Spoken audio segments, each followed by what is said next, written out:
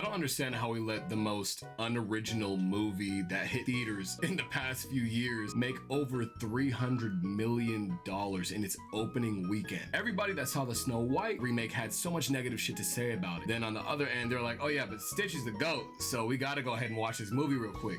Like, I get it, it's meant for kids, but it's so crazy because Disney, they're gonna see these numbers and be like, well, looks like all that online hate and rage was for nothing, bro. Like, we're gonna just make another Disney slop film, which I mean, shit.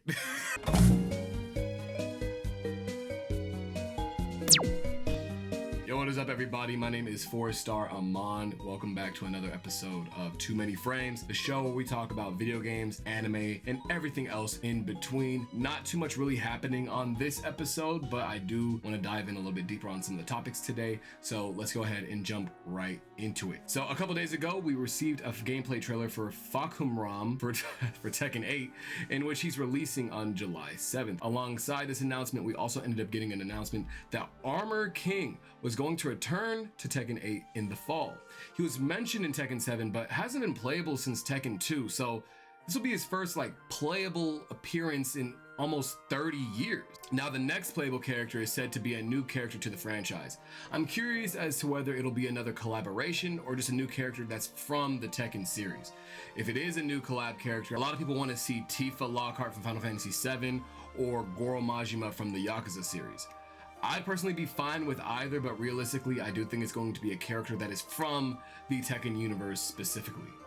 Ultron's gameplay was finally announced last week, and we finally have some more new content in Marvel Rivals. Now, a patch came out and a lot of characters got changed for the Season 2.5 update, mainly Jeff the Shark and Thor. From what I hear, Thor's changes were actually pretty decent and weren't as bad as Jeff's for a number of reasons. Firstly, Jeff had an increased ult amount and they reworked his entire kit.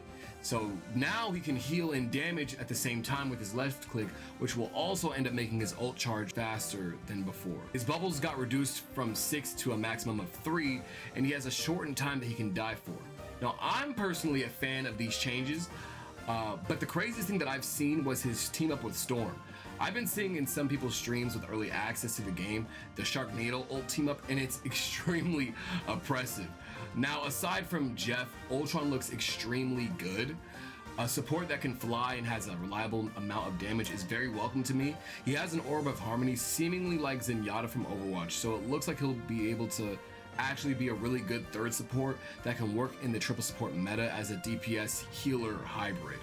Honestly, being a healer main, this mid-season update makes me even more excited to play the game than before. The season so far has been kind of a drag, so I'm hoping that the next one will be even more fun, especially with rumors of a symbiote-themed season. Now, another Pokemon TCG Pocket update will be releasing soon, and its focus is on the Ultra Beasts from Pokemon Sun and Moon. Now, there's one thing that I've noticed with these updates. I haven't seen any good fighting type cards at all. I understand that other types are more popular, but damn, can I just get one card that is a fighting support that's not Lucario?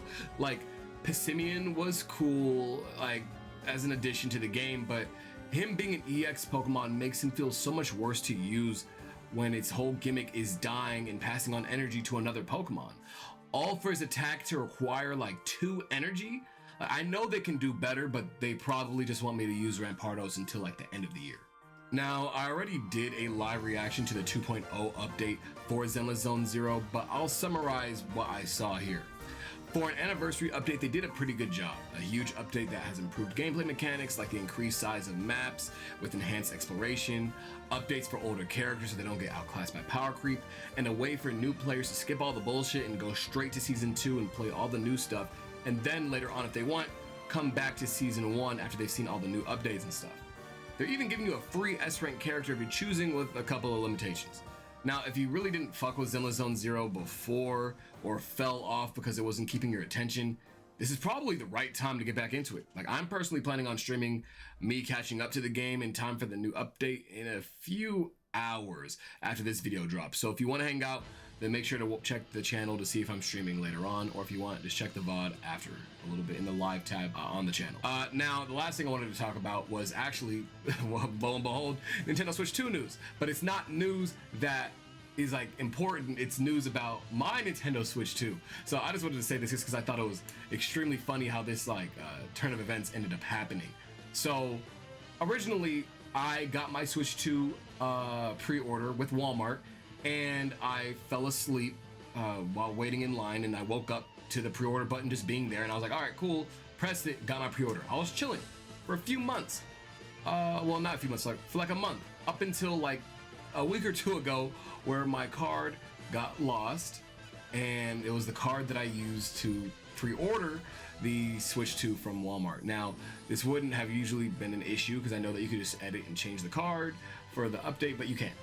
Actually, funnily enough, every other store you can change the card that you pre-ordered with, but since Walmart gives you the money back and doesn't just keep the full amount that you already paid, they just use it as a hold, and I can't change the card for some reason, even though they know. You know, I'm not gonna even get that far into it. Basically, I talked to a bunch of Walmart employees and shit. It was really like 3 of them, but I mean, I talked to a lot. That feels like a lot to me.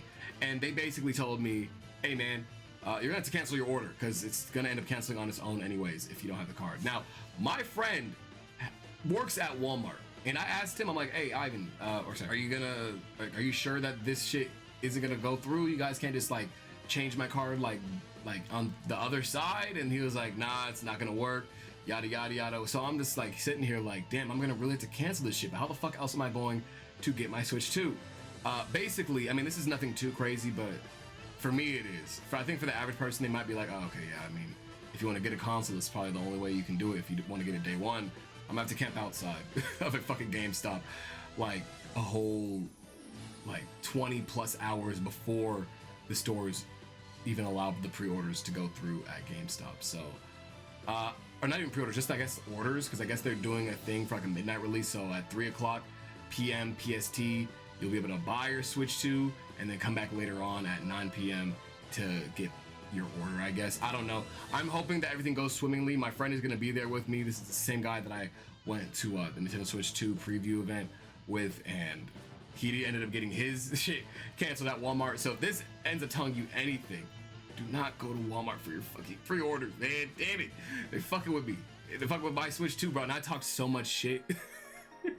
I was talking so much shit, calling niggas broke because they didn't have the money to buy a Switch 2, or they just weren't there for it. They're like, yeah, I don't want it. You know, I was just talking shit like that's for fun. But now I look crazy because if I don't get this Switch 2, I'm gonna get fucking roasted, nigga. Like, I'm gonna really get roasted.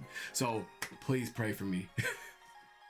Please pray that I get this fucking Switch 2. I gotta stand outside, bro, and I live where a bunch of crackheads are at.